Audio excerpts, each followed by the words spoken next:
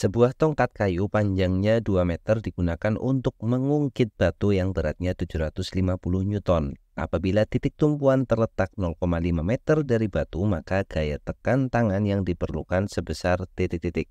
Jadi soal ini berkaitan dengan tuas atau pengungkit. Kita bisa gambarkan dulu seperti ini. Nah, kita bisa gambarkan pengungkitnya seperti ini ya. Jadi di sini kita memiliki batu. Batu itu memiliki berat 750 Newton. Berat itu simbolnya biasanya kita akan menggunakan W ya, singkatan dari weight. Jadi berat batunya atau kita tulis W di sini sama dengan 750 Newton. Kemudian untuk titik tumpuannya terletak 0,5 meter dari batu. Jadi jaraknya antara batu ke titik tumpuan di sini adalah 0,5 meter. 0,5 meter. Padahal panjang batangnya atau panjang tongkatnya adalah 2 meter. Hal ini berarti jarak dari tumpuan sampai ke gaya kita asumsikan atau kita misalkan gayanya ada di ujung seperti ini. Maka sisa dari 2 meter tersebut ya. Jadi 2 meter dikurangi 0,5 meter. Maka ini adalah 1,5 meter seperti itu. Kemudian supaya batu ini bisa terangkat, kita harus memberikan gaya di sini. Pertanyaannya besar gayanya atau F-nya itu berapa? Nah, untuk kasus tuas ini kita bisa menggunakan persamaan gaya dikali dengan lengan gaya. Lengan gaya kita tulis sebagai LF, itu sama dengan beban dikali dengan lengan beban. Lengan bebannya kita tulis sebagai LB. Nah, apa itu lengan gaya dan lengan beban? Lengan gaya itu adalah jaraknya dari gaya sampai ke tumpuan sampai sini. Jadi 1,5 meter nanti lengan gayanya.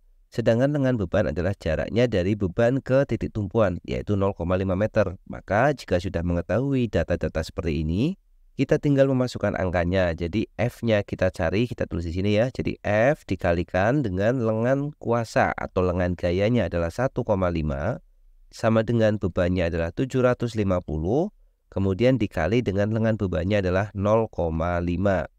Nah, sekarang kita bisa membagi jadi atau kita tulis dulu seperti ini ya. Jadi F sama dengan 750, kemudian kita kalikan dengan 0,5 dan kita bagi dengan 1,5 ya.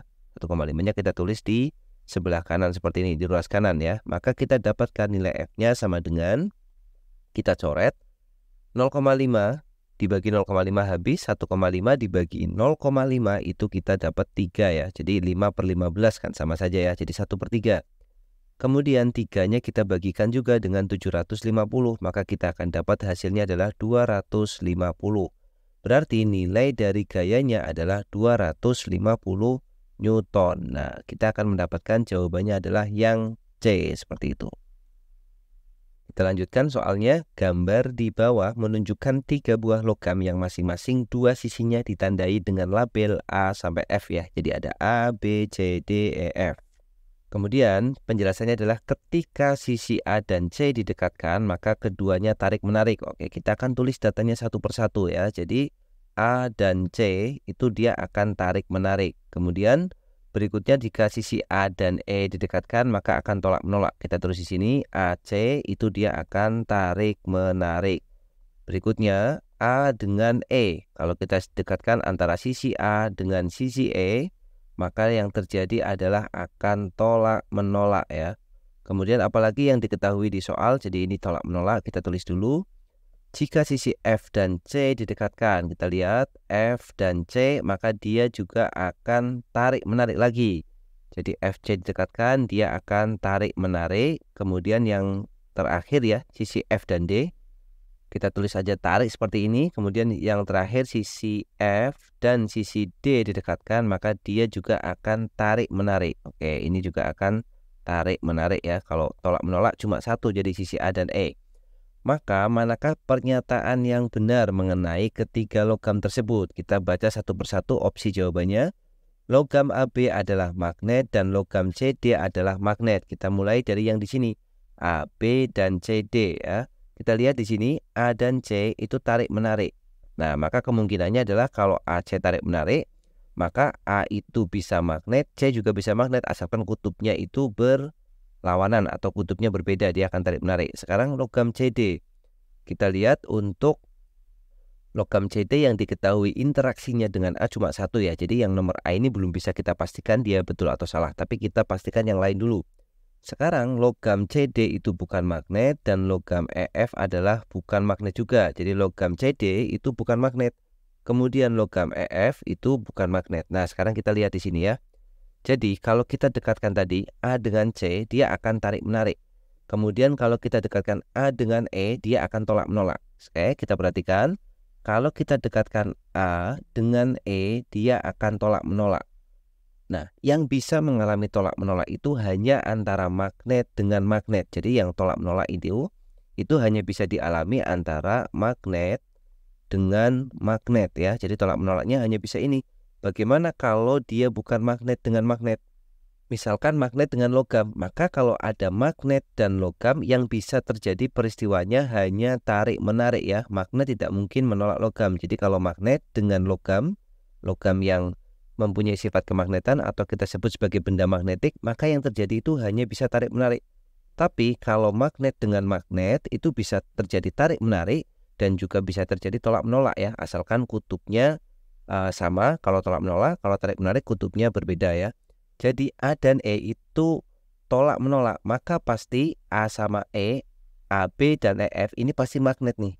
AB itu magnet, EF itu juga merupakan magnet. Jadi AB magnet, EF adalah magnet. Dan di sini disebutkan bahwa EF bukan magnet, maka jawaban B pasti salah.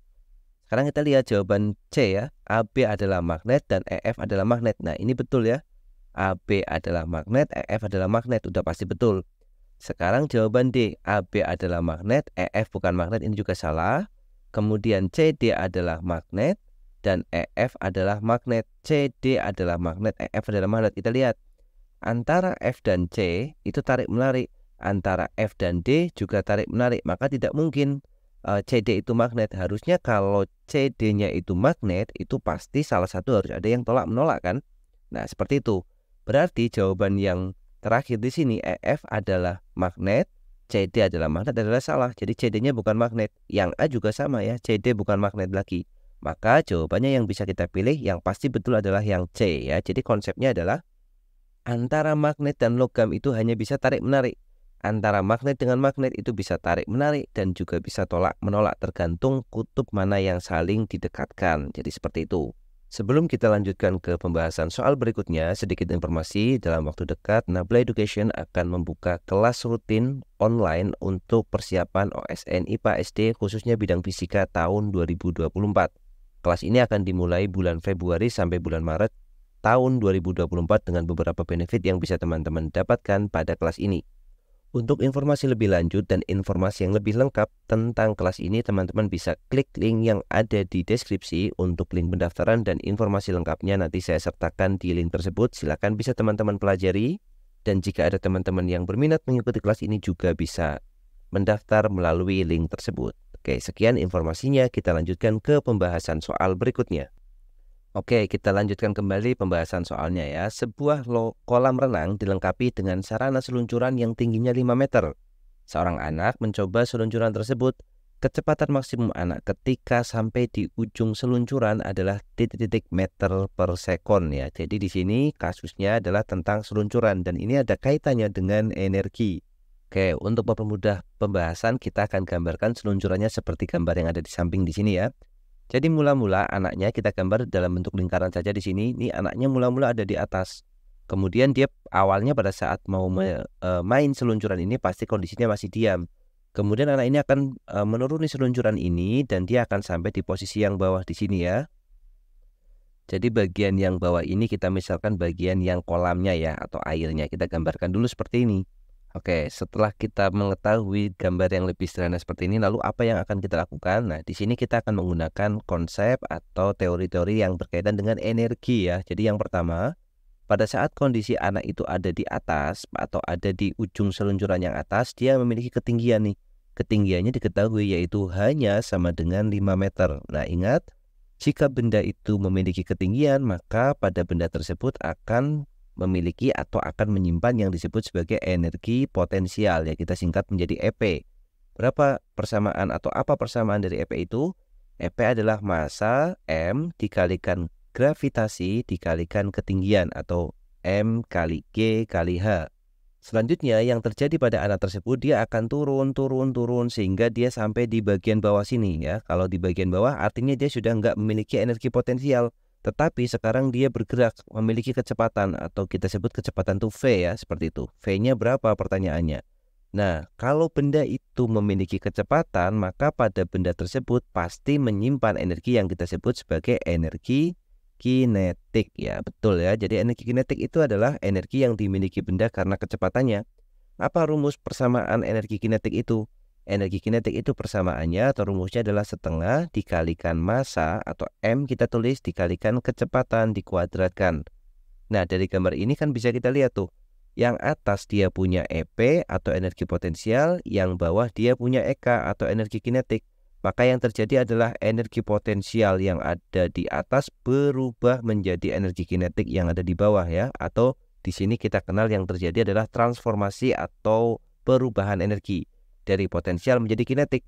Maka kita bisa tuliskan yang terjadi pada anak itu energinya adalah berubah dari EP menjadi EK atau kita tulis sama dengan EK.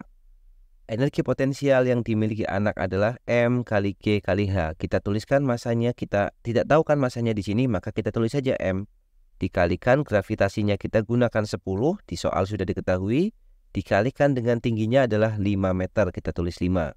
Sama dengan energi kinetik itu persamaannya 1/2 atau setengah, dikalikan masanya juga kita belum tahu, M, dikalikan kecepatan kuadrat atau V kuadrat.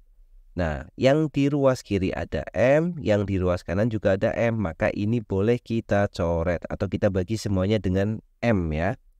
Lalu kita kalikan yang ruas kiri, 10 kali 5 sama dengan 50, sama dengan setengah dikalikan V kuadrat. Nah, supaya setengahnya di sini hilang, kita kalikan semua dengan 2 seperti ini. Kita kali 2 kedua ruas ya. Jadi 50 dikali 2 berapa? 50 kali 2 adalah 100. Sama dengan setengah dikali 2. 1/2 dikali 2 kan sama dengan 1 ya. Atau kita tulis 1 V kuadrat. Nah, nilai V kuadratnya itu sama dengan 100. Padahal yang ditanyakan adalah nilai kecepatannya atau V-nya. Berarti V itu sama dengan tinggal 100 kita akar pangkat 2 atau akar kuadrat ya. Jadi V-nya sama dengan akar 100. Berapa nilai akar 100? Ya, jadi nilai V-nya sama dengan 10 meter per detik atau per second. Nah, inilah jawabannya ya. Maka kalau kita pilih jawabannya yang C. Oke, seperti itu pembahasan untuk soal kali ini.